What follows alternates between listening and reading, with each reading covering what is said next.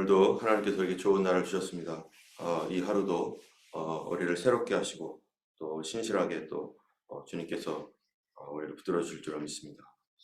오늘 신명기 18장 말씀은 이제 레위 제사장과 레위인의 몫에 관한 말씀이 1절부터 8절까지 있고요. 그 다음에 9절부터 13절까지가 인간의 속성에 관한 말씀입니다. 그리고 15절부터 21절도 인간의 속성에 관한 말씀이면서 동시에 거짓 선지자에 관한 그런 말씀입니다. 하나님께서 이스라엘 백성들을 사랑하시고 그들을 돌봐주시는데 하나님께서 직접 이스라엘 백성들을 불과 구름 기둥으로 인도하시고 그들에게 놀라운 역사를 이루셨지만 거기에는 더 다정하게 더 가까이 그들을 돌보는 그런 사람이 있는데 이 바로 모세이죠. 모세는 홀로 이스라엘 백성 전체를 자기가 다 돌볼 수 없기 때문에 거기에 리더를 세워서 이 사람들을 서로 돌보게 하고 또 하나님을 섬기고 하는 일도 이제 레위 사람들을 세워서 그들로 하여금 이스라엘의 영적인 모든 일들을 돌보고 그들을 섬기게 하였습니다. 하나님과 사람 사이에 레위인이 있어서 그 레위인을 통해서 레위인의 제사장들을 통해서 하나님 앞에 예배하고 이스라엘 백성들의 죄와 허물이 있다면 그 레위인 제사장들에게 가서 그 죄를 고백하고 거기 그들의 제사를 통해서 자기가 또 제사를 직접 드리며 이렇게 하면서 하나님과의 관계를 가지고 있습니다. 이스라엘에게 있어서 가장 중요한 것은 이 하나님과의 믿음의 관계이고 그거를 위해서 레위인 제사장들을 세웠고 그 다음에 또 하나는 행정적이고 군사적인 어떤 그런 인간과의 관계를 위해서는 리더들을 세운 거죠. 그래서 이 리더들을 통해서 이스라엘의 일반 생활과 그들의 애환 또 어떤 잘못된 것들에 대한 판결 뭐 이런 여러 가지 것들이 또 리더들을 통해서 또 인솔되어져서 이렇게 되어지는 한 사회적인 면이 있고 또 하나는 영적인 면으로서 이스라엘의 영적 지도자로서 대제사장과 그리고 레위인들, 제사장 이런 사람들을 통해서 하나님께서 이스라엘을 이렇게 인도해 나가시는 거죠.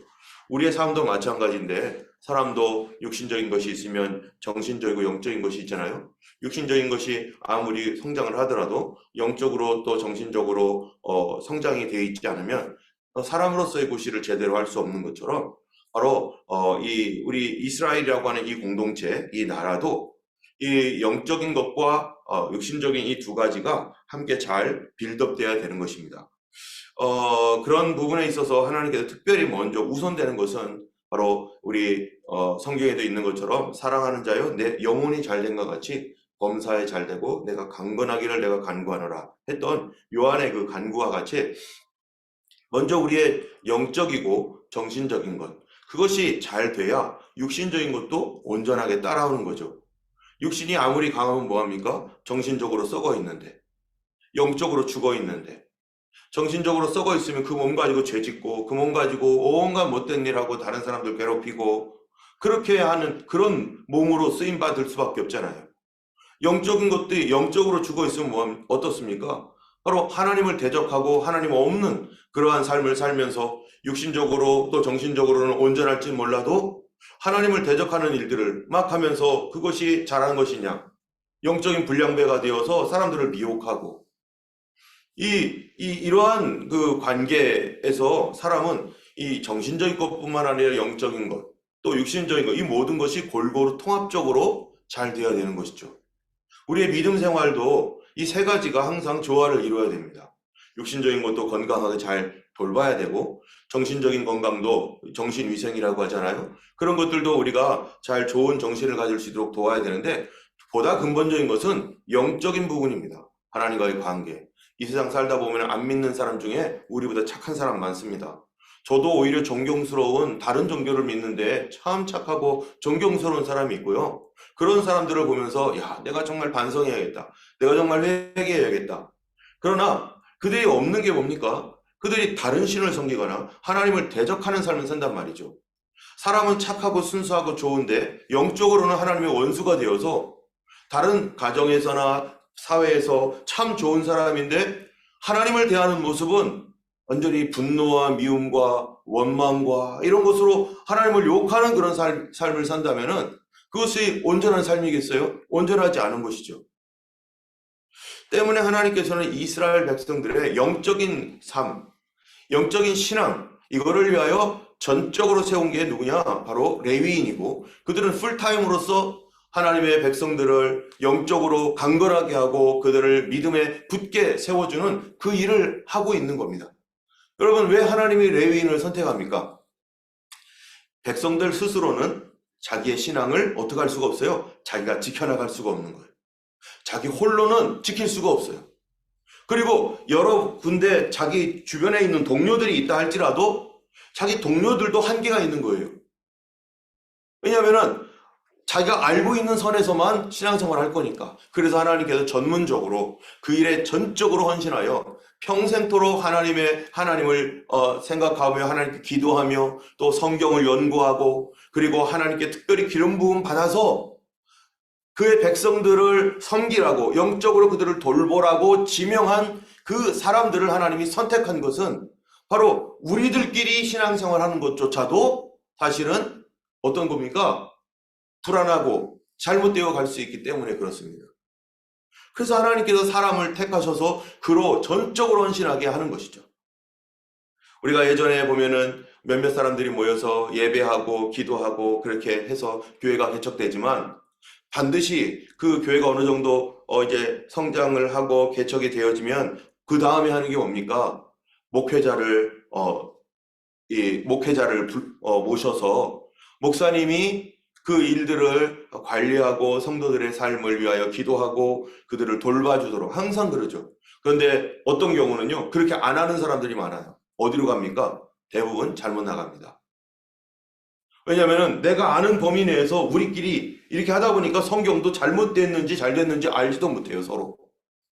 그리고 어디 인터넷에서 이런 것 저런 거 들은 온갖 잡스러운 것들을 다 갖다 붙이니까 이 속에 온갖 것들이 지식은 뭔가 있는 것 같은데 정리는 하나도 안 돼 있고 이 말 저 말이 우리 속에 들어와 가지고 혼합되어 있어 가지고 어느 방향이 맞는지 그러니까 제 소견에 옳은 대로 신앙생활을 하는 거예요. 제 소견에 옳은 대로. 그게 사사기 아닙니까? 가장 어두운 시절. 때문에 하나님께서 레위인들을 세워서 그들로 하여금 이스라엘 백성을 인도하게 하는 것이 하나님의 계획이고 하나님은 그 일을 위하여 그들을 전적으로 헌신할 수 있도록 그렇게 분리를 해서 하나님께서 지명하셨다는 것입니다.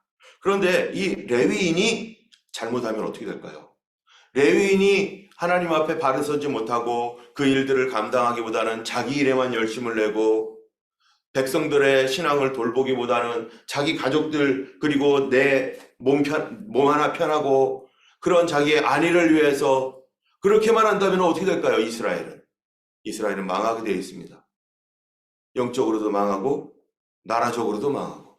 때문에 레위인들은 많은 훈련들을 해야 되고 뭐를 훈련을 해야 됩니까? 제사장으로서 또 하나님 앞에서 풀타임 섬기는 사람으로서 자기의 가족들이나 자기의 안위나 이런 것보다는 뭐를 생각해야 돼요? 하나님의 나라와 그 영광과 그 백성들의 신앙이 어떠한지를 돌볼 수 있는 그러한 자기 중심이 아니라 하나님 중심 또 성도 중심의 어떤 교회 중심의 그런 것들을 돌봐야 될 책임과 그리고 그러한 이 의무가 레위인들에게 하나님께서 지어주었고 그래서 하나님께서 오늘 여기에 보면은 레위인에게는 분깃도 없고 기업도 없을지니 그들은 여호와의 화제물과 그 기업을 먹을 것이라 하면서 1절에 레위인에 대해서 이렇게 말합니다. 그들에게 있어서는 여호와 하나님이 뭐라는 거예요? 그들의 기업이다. 그들의 유산은 하나님이 그들의 유산이고 다른 백성들은 자기들이 먹고 살 수 있는 땅들을 이렇게 준 거예요. 그거는 그들의 몫으로 하나님이 정당하게 주신 건데 레위인은 그 몫을 주지 않고 하나님이 그들의 기업이 되는 것이고 그 백성들의 11조와 헌물 이러한 것들을 하나님께서 하나님의 것으로 드리는 것을 그 레위인들에게 주어서 그들로 하나님을 위하여 전적으로 헌신하고 섬기고 백성들을 돌보라고 하면서 하나님은 레위인들의 기업이 되신다 이렇게 말하고 있습니다. 이거는 뭐냐면은 백성들은 땅을 의지하고 살 수도 있어요. 백성들은 땅에서 나는 소산물과 농산물 또 목축업을 해서 이렇게 하는 그것들을 전적으로 하면서 그들의 생업을 유지해 나가고, 그리고 하나님 그들의 신앙의 핵심적인 거는 그것을 하나님 앞에 11조와 헌물을 통해서 자기가 땅에서 받았던 이 모든 수입은 하나님께로부터 온 것입니다라고 하는 이것을 전적으로 고백하는 그런 신앙으로 그렇게 하나님께서 그들을 살도록 했지만, 레위인은 땅에서 나는 것으로 먹지 않고 백성들의 11조와 백성들의 신앙생활을 어떻게 하는가에 따라서 레위인은 하나님께로부터 받은 그것을 가지고 살게 되어 있습니다. 때문에 레위인들은, 일반 백성들은 땅에 대한 의존도가 더 강하지만 레위인들은 누구에 대하여 전적으로 의존을 해야 됩니까? 하나님께 대한 전적 의존을 해야 됩니다. 그래서 제사장이나 레위인들, 오늘날로 말하면 목회자나 풀타임 사역자들은 이 땅에서 벌어먹고 사는 것에 의존하여 살게 되면 어떤 일이 생기는 거예요?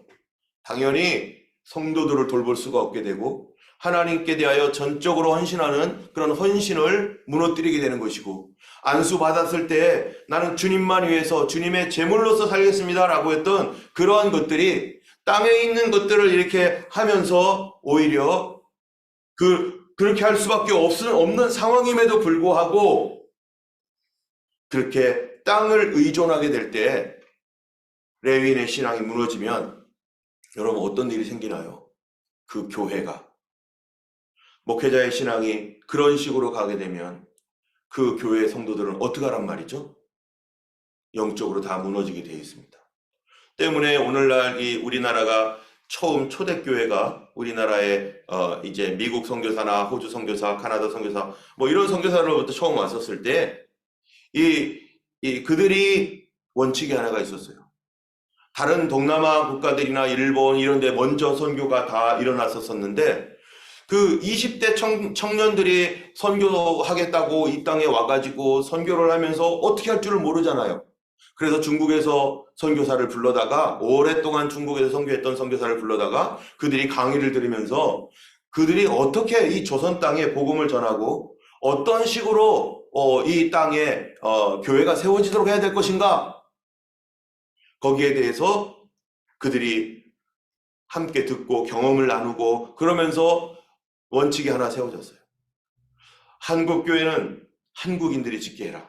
절대로 돈으로 서양 선교사들이 한국에서, 미국이나 캐나다, 호주에서 돈 갖고 와가지고 선교원금 모아가지고 그걸로 그 교회, 거기에다가 교회 떡 하나 지어주고 그렇게 하지 말아라. 그렇게 하면 그들은 망한다. 믿음에 상실한다. 그리고 두 번째로, 절대로 호주 선교사들은 한국에 목회자가 세워질 때 그들이 약하다고 해서 그 목회자를 서포트하기 위해서 돈을 지원하지 말아라. 모든 목회자들의 사례는 그 교회 성도들이 책임지도록 해야지, 그거를 선교사가 미국에서 호주에서 돈이 있다고 해가지고 덜컹덜컹 계속적으로 정기적인 사례비를 풀로 지원하게 되면은 그 한국교회 망할 것이다. 절대로 그렇게 하지 말아라. 세 번째로, 교회가 성장했을 때 선교사들은 계속해서 자기가 이 선교를 하는 이 목회자로서 선교사로서 그 교회를 담임하며 담당하지 말고 한국인 목회자가 오면 한국인 목회자를 길러서 비록 우리가 보기에는 좀 부족해 보여도 그 목회자를 세우고 당신은 빠져라. 세 가지였어요. 한국인 목회자에게 리더십을 주고, 절대로 목회자를 서포트하는 일은 한국인 성도들이 스스로 감당할 수 있게 하고, 그리고 교회 건축마저도 어디에서 돈이 있다고 해가지고 거기서 돈 끌어와서 그렇게 하지 말고 힘들고 어렵고 시간이 오래 걸리더라도 성도들 스스로 지을 수 있도록 하라. 여러분, 이 세 가지가 우리나라의 신앙에 아주 중요한 역할을 했습니다. 만약에 그렇지 않고 선교사들이 선교하러 와가지고 한국 사람 너무 어려워, 불쌍해, 그리고 교회 빨리 져야 되는데 안타까운 마음에 교회 져줄게 해가지고 본국에서 돈 받아와다가 교회 져주고 목회자 사례비 꼬박꼬박 자기들이 주고, 그리고 선교사들이 계속 틀어잡고서 있었으면요, 일제강점 시대에 우리는 우리 신앙 지킬 수 없었고, 또 그 이후에 1950년, 60년, 70년대 현재 그러한 발전을 이루는 어떠한 그 교회의 부흥 시기가 없었을 수 있습니다. 우리 나약한 교회, 아무것도 못하는 교회가 됐을 거예요. 그러나 그것들을 지켜나갔어요. 그러다 보니까 모든 성도들이 이제 처음에는 선교사가 성도들을 모으고, 그 다음에 성도들이 어느 정도 이렇게 되면은요, 그 다음에는 어떡합니까? 이제 목회자를 세우도록 하고, 목회자가 세워지면은 선교사들이 지원을 안 하는 거죠. 목회자에게. 여러분들이 헌금하셔야 됩니다. 여러분들이 하나님을 사랑하고 하나님의 백성이고 하나님의 교회를 세우는 사람이라면 여러분 스스로가 하나님 앞에 헌신해서 목회자를 풀타임으로 사역을 할 수 있도록 여러분이 해야 됩니다. 여러분 그거 하면서 성도들도 축복받고 하나님께로부터 오는 놀라운 많은 권능을 받고, 그래서 옛날에는 뭐 음식을 하다 보면은 우리 목사님 먼저 갖다 드리자 이렇게 했던 것이 뭐예요? 그러한 전통 때문이. 하나님께서 세운 주의 종을 그렇게 잘 대우해주고 그가 살 수 있도록 그렇게 하면 하나님께서 레위인을 통해서, 레위인이 하는 게 뭡니까? 우리가 지난주에 봤던 것처럼, 지난주 설교 말씀에 거기에는 없었지만 하나님이 레위인을 세운 이유 중에 하나가 첫 번째로 언약궤를 메고, 두 번째로는 뭐죠? 하나님 앞에서 서서 섬기며, 세 번째로요, 바로 여호와의 이름으로 그 백성들을 축복하게 하기 위해서 축복하는 직분을 아예 그냥 포지션을 줬는데 축복하는 포지션을 줬어요. 여러분 어느 나라나 어느 기업 회사가 도대체 축복하는 그러한 그 포지션을 주는 나라나 회사가 어디 있습니까? 그들은 계속 축복만 하는 거예요.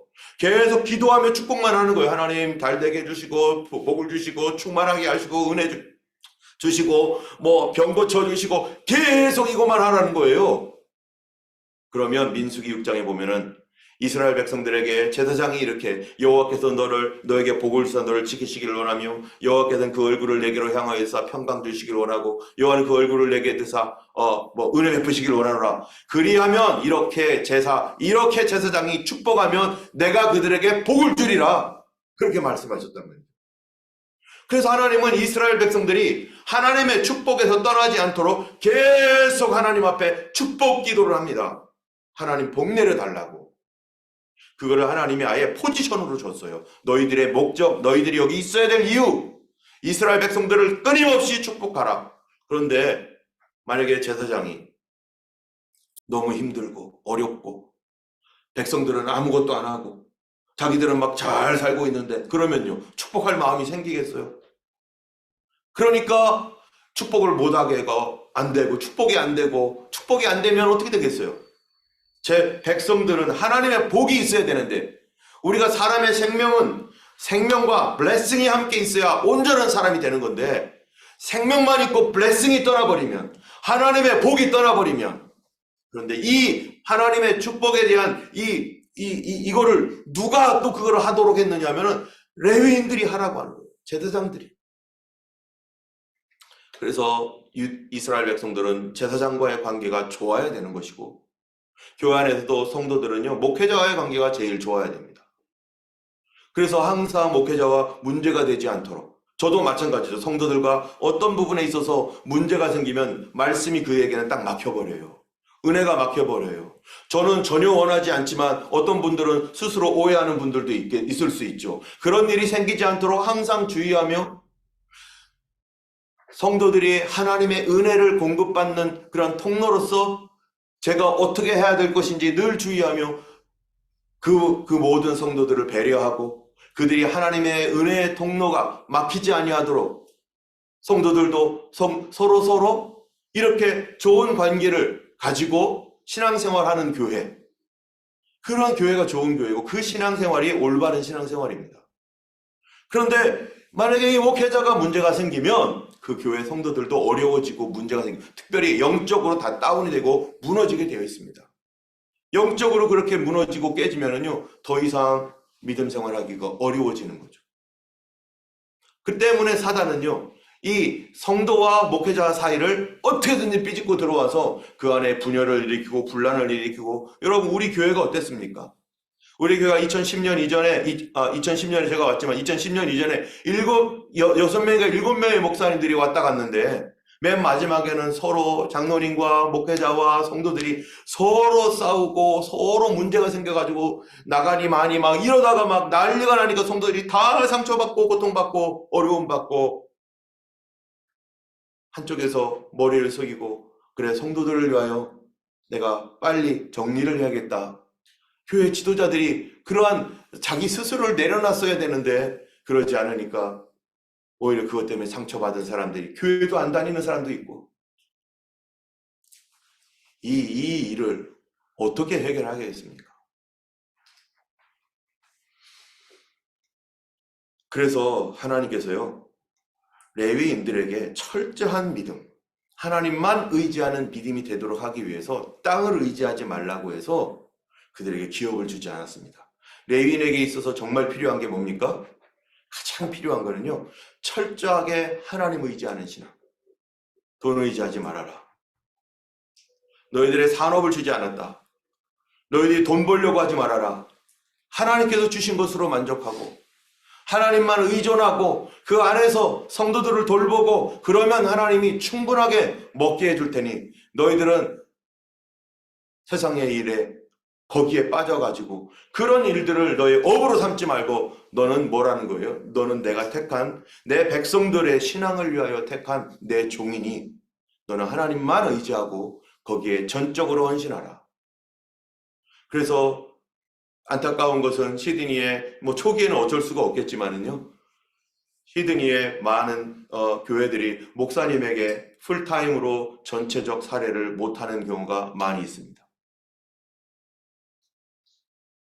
전체적 사례를 못하니까 어떻게 됩니까? 목사님들이 밖에 나가서 일하고 그러다 보니까 어떤 일이 생기는 거예요? 교회는 주일만 모이고 성도들은 주일 동안 아무것도 없어요. 주중에.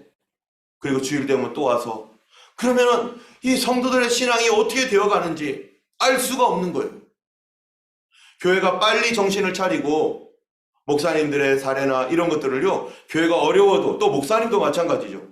본인의 삶이 어려워도 가능하다면 하나님의 뜻 안에서 물론 이루어져야 되겠지만 어떨 때는 하나님께서 그들에게 일을 허락하실 수도 있지만 그러나 그것은 잠깐이고요. 그 평생도록 그렇게 살아가는 것은 그런 하나님 기뻐하는 것이 아니라고 봅니다. 성도들을 돌봐야 될 우선순위. 하나님 앞에 기도하고 성도들을 위하여 간구하고 성도들의 신앙이 어떠한지를 돌봐야 될 그 우선순위.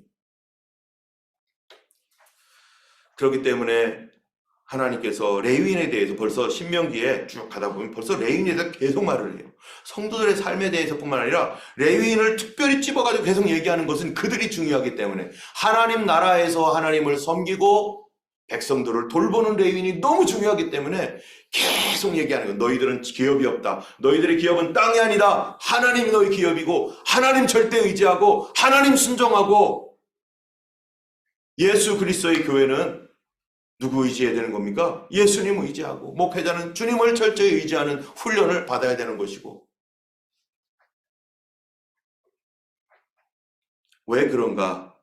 9절부터 보는 그 이유가 여기 나옵니다. 9절에 보면요. 내 하나님 여호와께서 내게 주시는 땅에 들어가거든 너는 그 민족들의 가증한 행위를 본받지 말 것이니 이렇게 돼 있어요. 그들의 가증한 행위를 본받지 말라 했는데요. 그들의 가증한 행위 때문에 12절에 보니까 이런 일을 행하는 모든 자를 여호와께서 가증히 여기시나니 이런 가증한 일로 말미암아 내 하나님 여호와께서 그들을 네 앞에서 쫓아내시느니라. 14절 네가 쫓아낼 이 민족들은 기륭을 말하는 자, 점치는 자 그런 사람들의 말을 듣거니와 여호와께서 이런 일을 용납하지 아니하시느니라. 지금 하나님께서 이스라엘 백성들에게 뭐를 하고 있는 거냐면은 이 가나안 땅에 들어가면 점장이 점치는 사람 또 손금 봐주고 관상 봐주고 그리고 별점 보고 먼점 보고 크리스찬들 중에서도 재미로 그러는 거 하는 사람이 있어요. 그런 거 하지도 마셔야 됩니다. 하나님 기뻐하지 않는 것입니다. 그런 거 알아봐야 뭐합니까? 띠 가지고서 무슨 띠야 해가지고 오늘의 운세 이런 거 보고 있으면서 그거 가지고 성도들끼리 서로 수덕거리고 얘기하고 있고 하나님 보실 때 이거 어떤 거예요? 하나님이 용납지 않는다고 하는 거예요. 장난으로라도. 신접자, 진언자, 박수무당, 초혼자, 귀신 불러들이고 이런 가운데 용납하지 말라. 하나님 나라에 그런 거 전혀 없다는 거죠. 그런데 왜 하나님이 이런 일을 하는 사람들을 이스라엘 백성들이 어떻게 합니까? 다 심판합니다. 바로 그 가나안 땅들을 그들을 다 진멸하고 하나님 뭐라고 하면 하나도 남겨두지 말아라 막 이러면서 막 하나님께서 굉장히 막 엄격하게 막 그 일을 막 추진시켜요. 그런데도 하나님 뭐라고 하냐면은 너희들 그 민족에 들어가면 가증한 행위를 뭐 하지 말아라? 본받지 말아라.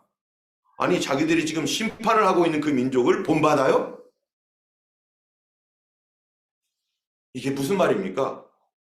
인간의 죄성이라는 거는요. 다른 사람의 죄를 보고 뭐 한다는 거예요? 배우는데 그가 망하는 거를 보면서도 그거를 배운다는 거예요. 그 사람이 그것 때문에 감옥 갔고 그것 때문에 여러 가지 어려움을 당했고 그것 때문에 고통을 당하고 있는데도 그거를 보면서 그거를 배운다는 거예요. 자기가 그 죄에 대하여 단죄하고 심판하면서 그들이 어떻게 되는지를 알면서도 배운다는 거예요. 인간의 DNA상 어떤 거예요? 죄를 좋아하고 죄를 배우는 그런 DNA를 가지고 있는 존재입니다. 안 되는 거를 보면서도 따라가는 존재가 바로 인간이라는 거예요. 어떻게? 저 사람도 저렇게 해서 망했네? 저렇게 망하는 사람 많네? 아이고, 나도 뭐 저 사람들이 다 저러는데, 아이고, 뭐 갔다가 잠깐 오지. 이런 생각으로 우리는 간다는 거예요. 그게 얼마나 통탄할 일인지 저도 마찬가지입니다. 나도 그런 죄인이고, 나도 죄를 배우고, 그러면 안 된다고 말하면서도 나도 배우는 게 이 죄인의 모습이에요. 우리는 죄로 항상 끌려가게 돼 있고 반복되는 역사. 죄의 DNA가 우리 안에 죄가 있다라고 성경이 얘기하고 있습니다. 여러분 우리가 왜 매일 기도합니까? 왜 매일 성경을 보고 왜 하나님 앞에 매일 회개하고 왜 우리가 왜 그거를 해야 됩니까? 이 새벽에 우리는 도대체 왜 나와 있습니까? 우리는 가만히 놔두면 어떻게 되기 때문에요? 계속 뒤로 물러갑니다. 가만히 있는데도 그냥 물러가는 거예요. 하루 기도하지 않고 말씀 안 보고 그러면 아무것도 안 한 거예요. 아무것도 안 했기 때문에 내 속에 있는 죄가 나를 계속 뒤로 밀어내고 기도 못하고 기도 안 하게 하고 내가 이러면 안 되는데 며칠 지나면 그렇게 합니다. 그런데도 다른 사람들도 다 그래. 그러면서 계속 뒤로 밀려나는 거예요. 여러분 물이 있으면은 물 위에 나뭇잎이라도 떠 있으면 물결에 의해서 계속 그 나뭇잎이 물결이 가는 대로 가잖아요. 히브리서에 보니까 너희가 떠내려가지 않도록 조심하라. 너희가 쓸려서 떠내려가지 않도록 조심하라. 세상은 계속 흘러가고 있기 때문에 우리가 이 죄악된 세상 속에서 이 세상이 우리로 하여금 믿음이 생기게 하고 막 은혜가 생기게 합니까? 이 세상이 그렇지 않습니다. TV나 인터넷이나 이런 모든 것들을 보면은 저도 내 잠깐 정신을 놓으면은 좀 쉬자 하면서 아무것도 안 하면은 나도 뒤로 밀려나가고 옛 습관, 옛 생활, 옛 방식으로 가는 방법들이 내 속에서 막 들어와서 나도 그렇게 살려고 한단 말이죠. 새벽이라도 있으니까 기도하고 다시 정신 차리자. 말씀 공부가 있으니까 또 성경 공부하면서 성도들에게 말씀 전해야 될 어떤 그런 것들을 보면서 아이고 내가 또 엉뚱한 짓 했네. 또 잘못했구나. 정신 차려. 그러면서 나도 지금 저도 이 믿음을 지켜나가고 있는 것이죠. 그런데 성도님들은 오죽하겠어요. 이 새벽이라도 나오시는 분들은 그래도 믿음을 지키려고 이 새벽에 나와도 어떨 때는 흘러내려갈 수밖에 없는 세상 속에서 내가 뒤로 점점 물러가고 있는 것을 나도 아는데 아무것도 안 하게 되면은 나 구원 받았으니까 이제 됐어. 되긴 뭐가 되면 그 다음부터 계속 흘러내려갑니다. 기도가 약해지고 말씀이 약해지고 은혜가 약해지고 감동이 약해지고 우리는 그런 DNA를 가지고 있는 하나님 나라 가기까지는 우리는 끊임없이 계속해서 우리는 하나님을 향하여 앞으로 전진하지 않으면 흘러내려갈 수밖에 없는 그렇기 때문에 하나님께서 이런 것들을 용납하지도 말고 우리의 DNA가 그렇다는 거예요. 15절부터 22절도 마찬가지예요. 인간은 여기 거짓 선지자 얘기하잖아요. 인간은 거짓 선지자 얘기를 더 좋아한다는 겁니다. 내 마음에 딱 맞게 해주고 내 생각대로 이렇게 말해주는 그런 사람들의 얘기를 좋아하고, 누군가가 나를 위로해주면 그게 거짓말이 됐건 참말이 됐건 상관하지 아니하고 그 말을 쫓아주고, 이 거짓말을 거짓 선자들이 옛날만 있었던 게 아니라 미래에도 일어날 것이라고 말하고, 예수님 오실 때 제일 많은 게 뭐라고 해요? 적그리스도와 거짓 선자들이 많이 일어나겠다. 그 얘기는 사람들이 하나님 말씀에서 떠나서 거짓말을 좋아하고, 믿음이 있는 사람도요 마찬가지인 거예요. 내가 하나님 말씀을 다시 보고, 하나님 말씀이 이거지. 하나님 말씀을 또 보면서, 그렇지, 이게 하나님 말씀이었지. 이렇게 매일매일 보지 아니하면 내 생각대로 살아가고 거짓말을 참말로 믿고 싶어하고 그거를 진리라고 생각하고 막 강요하고, 우리는 그러한 것입니다. 22절의 마지막에 만일 선지자가 있어 여호와 이름으로 말하는 일에 증언도 없고 성취함도 없으면 이는 여호와께서 말씀하신 것이 아니요 그 선지자가 제 마음대로 한 것이 너는 그를 두려워하지 말고 쫓아내라. 여러분, 우리가 기도할 때도 마찬가지잖아요. 영적으로 뭔가 보이고 막 들리고 막 이래요. 막 내가 뭐 확신이 온 것 같아요. 그런데 그런 것이 하나도 안 일어나고 있어요. 여러분, 하나님 말씀입니까 이게? 그런데도 쫓아갑니다. 그런데도 따라갑니다. 하나님 말씀이 아닌데 반응합니다. 이게 죄인이라는 거예요.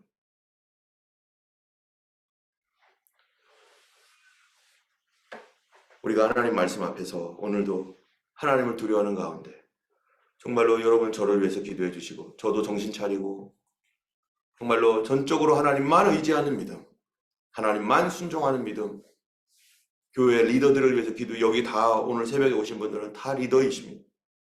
정말로 그러니까 우리 믿음이 하나님 앞에 리더로서 하나님 앞에 지켜지려면요, 매일 기도하거나 매일 말씀 안 보면 우리는 내 처음 신앙에서 점점점 멀어지는 건 당연한 것이고